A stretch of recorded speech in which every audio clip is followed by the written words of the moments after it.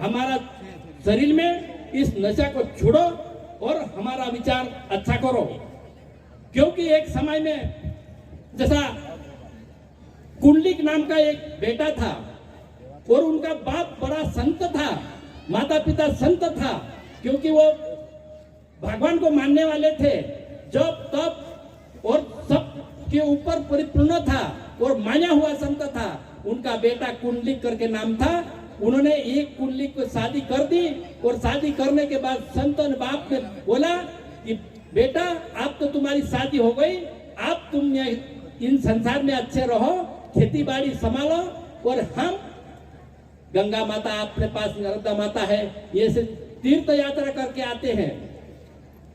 तो वो अब उनका ससुर के ऊपर शंका कर ली कि भाई ये तो सासू तो मेरी कुछ दी भी नहीं ने, ये तो मेरे आते ही चल दी, क्योंकि आज तक तो मेरे को कुछ दागना और कहीं चांदी सोना कहीं दी नहीं।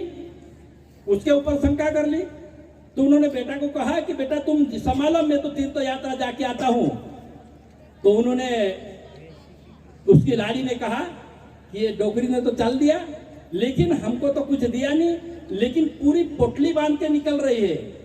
तो अपन को ये करो कि भाई इन पोटली बांध के निकल रही तो उनके साथ में चलो। तो उन्होंने कहा बेटा को कहा, तो बाप को कहा बेटा ने कि भाई मैं भी साथ में आ रहा हूं। बाप बोले ये तो आनंद की बात है, क्योंकि तुम साथ में रहोगे तो हमारी भी थोड़ी बहुत सेवा कर लेंगे। तो उन्होंने कहा कि भाई साथ में जाने की निर्णय कर ले। क्यों निर्णय करी कि बाप कपड़ा लत्था कहीं थोड़ा बहुत झोले में डाला था, उसके ऊपर शंका कर ली थी उनकी बहू ने कि भाई ये इन झोले में कब से कब तक भी ये रहेंगे, लेकिन इन झोले में देखेंगे जरूर और जो चीज डाला है वो निकाल लेंगे। तो उन्होंने गया था एक गंगा नदी में नहाने के लिए, गंगा नदी में नहाए और फिर नहा के आके एक धर्मशाला में एक तरफ बाप एक तरफ उनका बेटा सो गए, लेकिन बेटा जाग रहा था कि बाप की पोटली में क्या है वो देखना है मेरे को, ये कुछ न कुछ छुपा के लाया है। ऐसा कारण कहकर भगवान की, गुरु नानक सिंह बाबा की, ये बोलो पार सिंह बापू की, इसको छुपा के लाया है। बेटा रात भर जाग रहा, लेकिन बाप की जब तक नींद लगे, बाप दरवाजा खोले तो मैं झूला उठा के लाके इसको चेक करूं। लेकिन उसी समय में रात को 12 बजे 3 लड़कियां आई और वो भी गंदे गंदे कपड़े पहन के आई थी और उनके बाप के कमरे में गई। और बाप के कमरे में जाते ही वो एकदम अच्छे कपड़े पहन कर वापस आई। तो बेटा ने रोका कि रुको रुको भाई, तुम तो गंदी गई थी, लेकिन मेरे बाप के कमरे में और अच्छी झकाझक होके निकली क्यों, क्या कारण है? तो उन्होंने एक तो बोले वो है कौन तुम? तो बोले एक हम गंगा है, एक जमुना है, एक सरस्वती है। तो फिर इस कमरे में क्यों गई थी? उतनी समय पे तो तुम बहुत गंदी थी, लेकिन अभी तो तू चकाचक होके आई।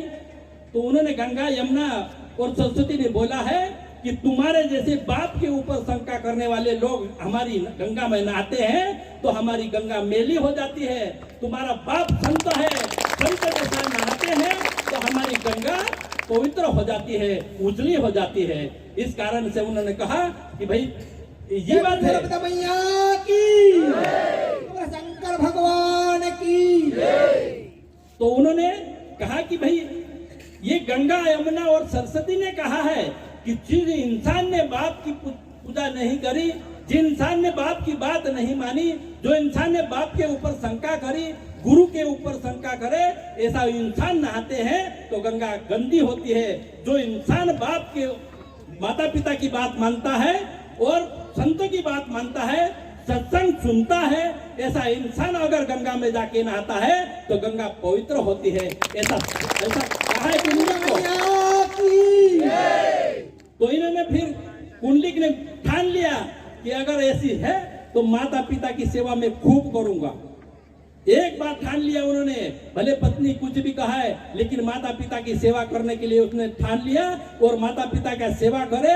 तो एक दिन भगवान आकर इनके सामने खड़ा हुआ कि भाई बेटा तू, अब मैं तुम्हारे सामने भगवान हूं, तू आजा। तो कुंडलिक ने क्या कहा, भगवान तो होगा लेकिन मैं माता पिता की सेवा कर रहा हूँ। आज तो तेरे को नहीं मिल सकता, मैं यहाँ से नहीं उठ सकता हूँ, अगर तुमको मिलना हो तो काल आ सकते हैं। लेकिन भगवान ने कहा मैं काल ले आऊंगा, आज मिलना हो तो मिले, तो बैठना हो तो बैठे। एक ईंट फेंक दिया और ईंट के ऊपर खड़ा रहा भगवान, और वो भगवान महाराष्ट्र में दिखता है, विठलदास महाराज करके नाम है। और भगवान की तो ऐसा अगर भगवान भी अगर भक्त के और माता पिता की सेवा होती है, वह भक्त भी खड़ा रहता है, उसको भी खड़ा रहना पड़ता है।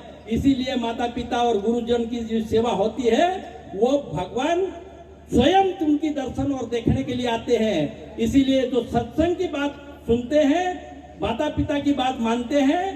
फिर बाबा जी ने एक बार बता के गया है, क्योंकि किसी की शादी हो रही, किसी की शादी नहीं होती तो टूट रही थी, लेकिन एक बूढ़ा गया था तो वो शादी उनकी हो गई, क्योंकि बूढ़े के पास अक्ल रहती है और वो दिमाग से काम लेता है। आजकल के जमाने के लोग तो ऐसे नहीं होते हैं।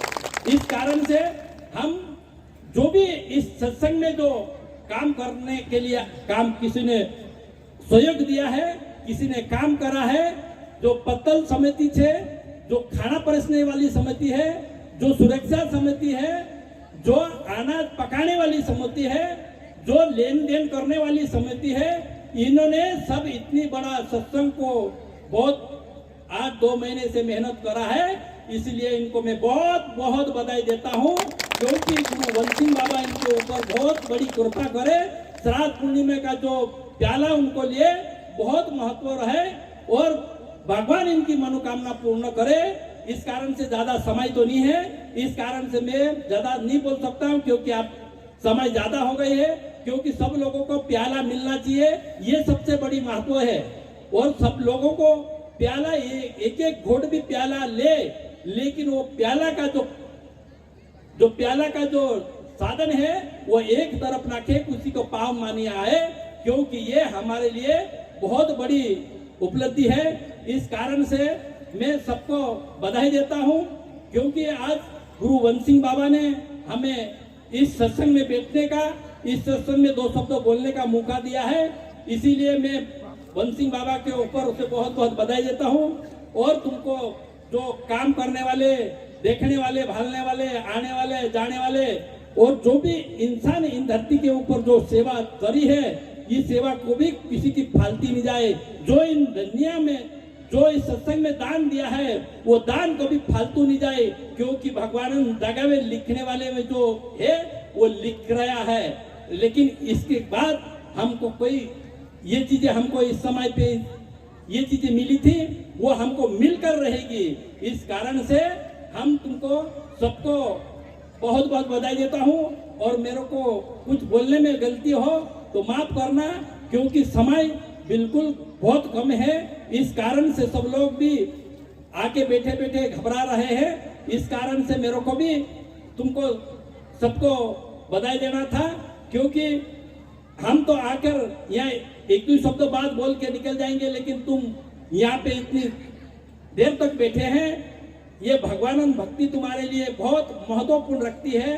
और जो भी यहाँ पे हमारे साथ में सहयोग देने वाले, शंकर भगवान की, सिकंदर भगवान की, गुरु वंशिंग बाबा की, गुरु नेपाल सिंह बापू की, आज के आनंद की।